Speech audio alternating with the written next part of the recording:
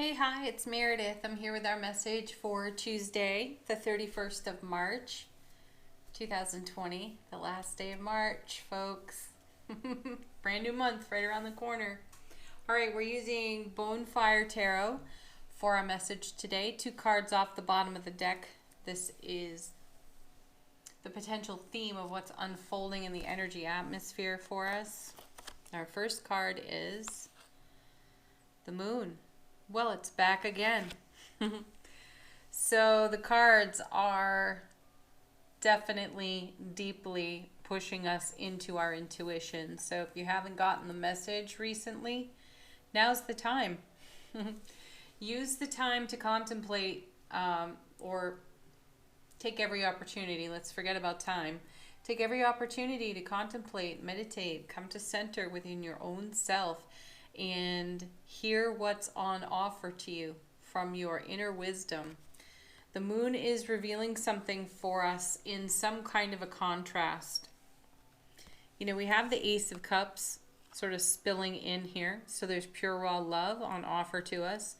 We have our own psychic eye right here in the moon. So what's flowing into your world? What is flowing right into your inner vision? And have you been seeing it? You know, sometimes when we have the sun energy, which it is present here in the moon because the moon is borrowed light of the sun, right? So there's a bit of alchemy there. But when we have the bright light of the sun in all of its brilliant clarity, at times we can't see it, even though it's staring us right in the face in all that brilliance. So it takes the moon to provide some silvery, shadowy contrast for us. And it provides a different perspective, which is lovely. What's coming with the moon? 8 of Swords back again for a second round. So here again, we're in our thoughts. You know, she's blindfolded here on the card. She's in a circle of swords. It's not completely closed. She does seem to have tied herself up in knots a bit, but she can get herself free. She can take off the blindfold and she can see that she's already liberated. It's a matter of entrainment with thoughts. And are you going to keep visiting the well-worn path for something that may not be serving your highest and greatest good? When are you going to shake that up? When are you going to shake that off? Now, there's no pressure there, of course. This happens for us all in divine and perfect timing. The fact, though, that it's coming in repetition is letting us know that timing is great right now. Consider those 8 swords of brilliant clarity. We have the clarity, but again, we're not seeing it. We're blindfolded. So ask yourself, what have I not considered? And can I see it from a different perspective? Is there something my intuition can tell me in a different way? Now, yesterday's message was about hearing something in a new tone, in a new note, or thinking about something in a different way, or changing the scenery, getting a different view of things. I wouldn't be surprised if we turn over the Hanged Man. So already, though, we have the moon, which provides a different kind of contrast for us. And within that contrast, something becomes clear and obvious to us at last, but it comes from our intuition. It's not coming necessarily from the 8 of Swords.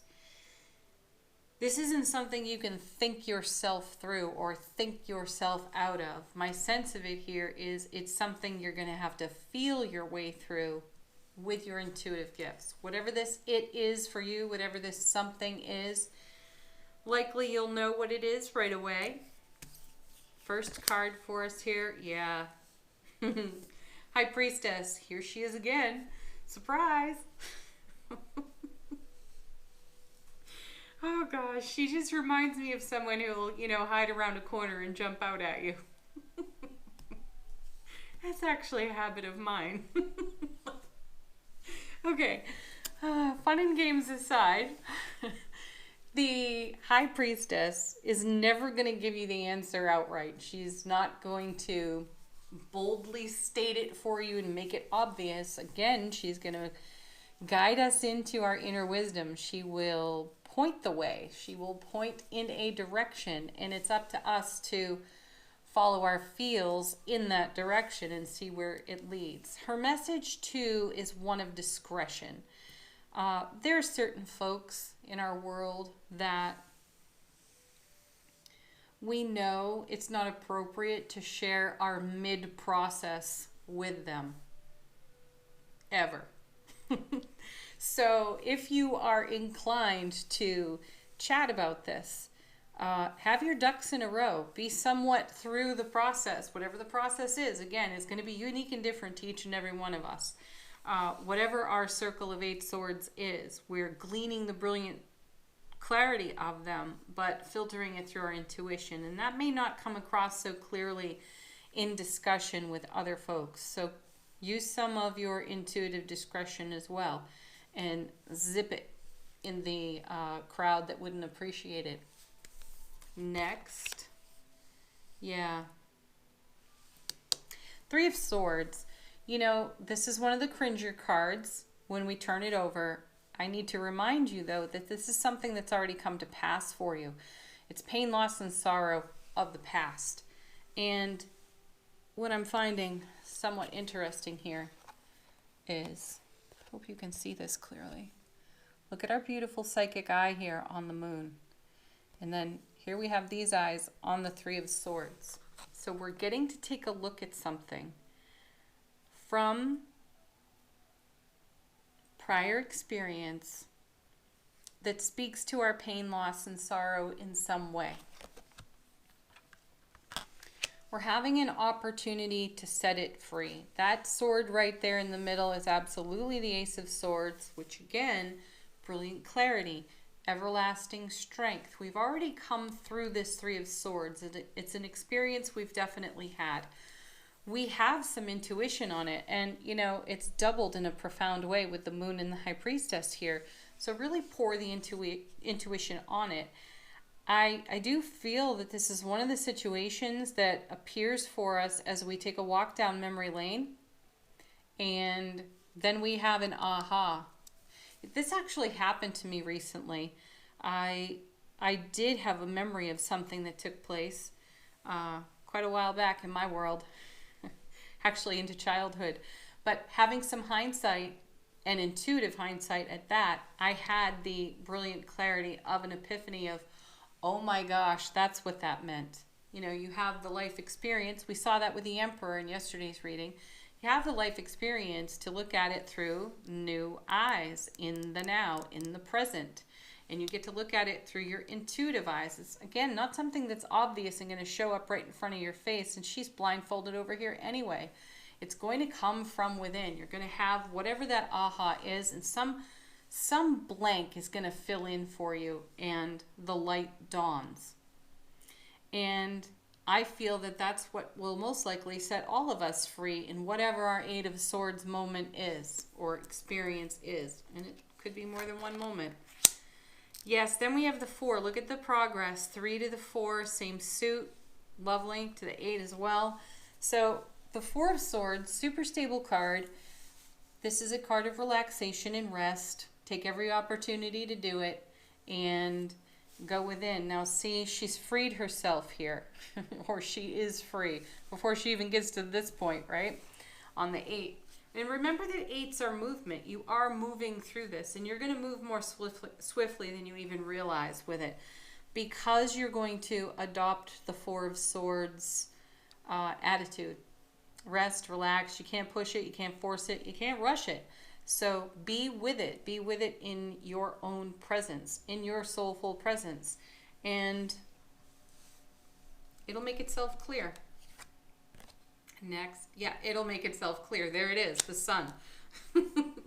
How sweet is that? Happiest card in tarot. And all the brilliant clarity that we're looking for that's been there all along. It's just been there in such a way that it was so bright, it actually obscured what was in contrast for us on the moon.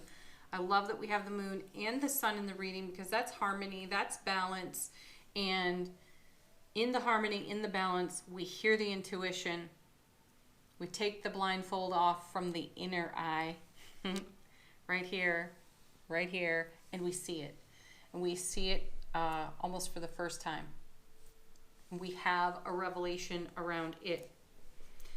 I know, whatever your it is, I can't spell that out for you. You are going to know whatever it is I'm talking about. It's going to ring a bell for you personally, uniquely to you. And finally, with all the brilliant clarity of the sun, and you know this is love, bliss, joy, happiness, peace, connection, unity. Yeah. It's pure raw love right there in the sun, and it's pouring into your world, which gives you the fuel required to do this kind of inner journey work. It's really quite sweet. All right, let's do angel answers. Ask a question, have a fresh message, or confirm something right here on the tarot table, or something else altogether.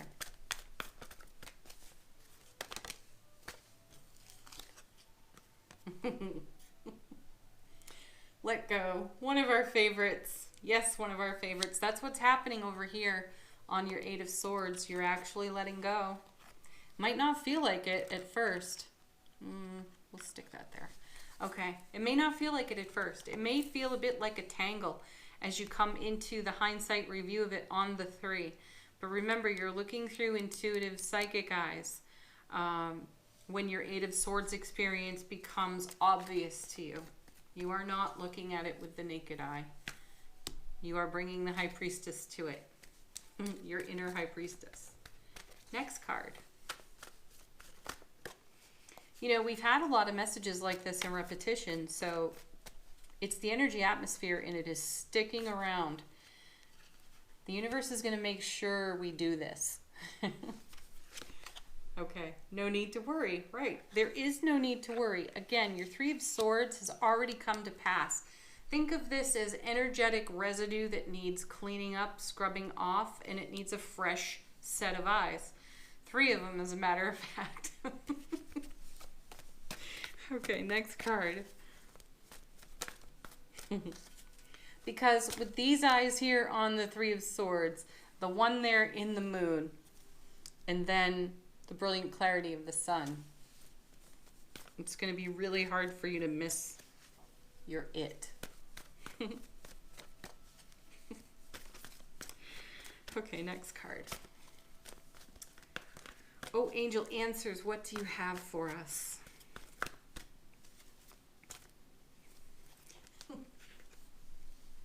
You know, the deck does go on in repetition. Big happy changes. I think this is third reading in a row this card has popped out. And, you know, we'll stick with it because every time we do this, every time we reminisce over our 3 of Swords, or we liberate ourselves from 8 of Swords experiences, so every time we do the review, we re-engage happy at a greater frequency, a more expanded frequency, and we bring that to the present moment. It upgrades everything, and as it upgrades everything, big changes happen as a result. And they're happening here in the love, bliss, and beauty of the sun. One more.